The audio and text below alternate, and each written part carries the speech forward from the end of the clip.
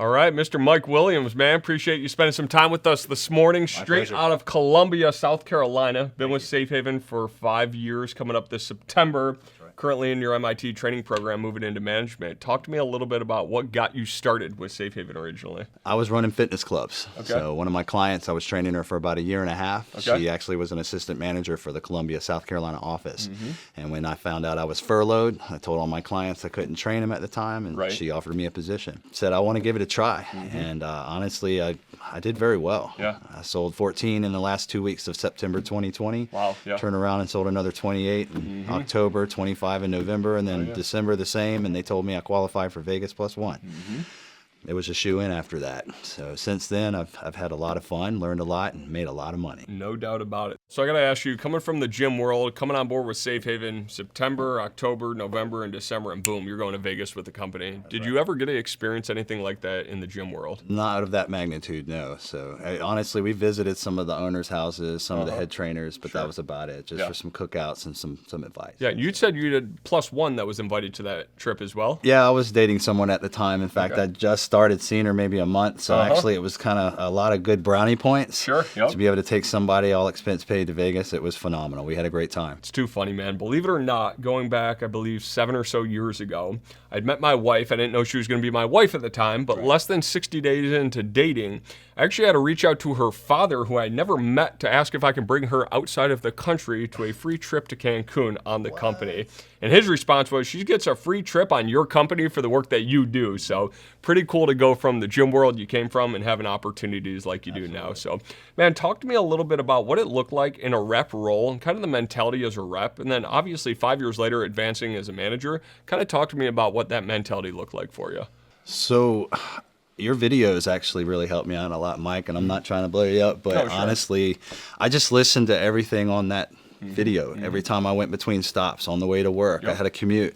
So I verbatim just listened every day until I had the door pitch. I had the 5-minute pitch, and I used the materials that Safe Haven gave me word for word. It works. I would never change it. It made me successful. Yeah, no doubt. So when I was hired to an assistant management position later on after that, I implemented the same processes, and it was after that, it was downhill. You know, I love hearing that. It's not because the videos work, but hearing I come from a gym background. I didn't necessarily have a tremendous amount of sales experience. I adapted to the processes and systems that are put out there, followed the lead, and found a tremendous amount of success. Now, fast forward 5 years, you have a lot more in your arsenal outside of those videos, as this individual sold 15 sales last week.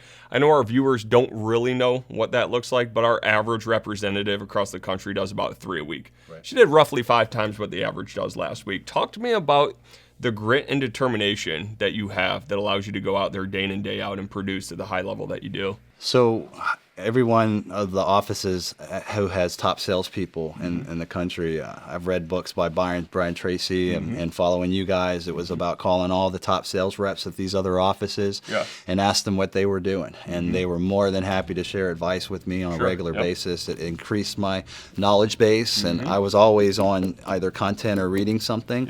So the best advice I would probably give to anybody watching this, I would definitely continue to keep learning, because that's what made me successful. But I have kids.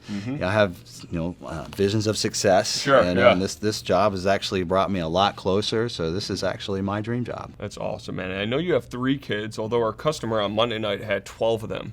Man, what a mind boggle that was. It was crazy. Well, I got to ask, if you're talking to the kids out there while we're on this topic, and let's just say you've got somebody who maybe just graduated high school, spent a couple years in college, they didn't love the college life, or simply they graduated with a degree, but yet they can't find a job in that world. What would you share with somebody like that about this opportunity? This opportunity will pay you based off your sole production. I think a lot of individuals out there that are in the workforce that are being paid hourly, they always tell themselves they think they're worth a lot more than they're in. So if you give a Safe Haven a try, they definitely honor what they say to you. And there is opportunity and advancement, and you will make more money than you probably ever have. Absolutely. You know, it reminds me of when I was growing up. I actually took an hourly position, and it was putting stickers on tattoo ink bottles. And well, long story short, I'm out producing everybody around me. I'm putting 3 times the amount of stickers, and I actually went to the owner. His name was Tramp, and I said, "Hey, Tramp, I feel like I should be compensated a little bit more, as I'm doing about most 3 absolutely. times, and his response was, "It's an hourly position, slow down."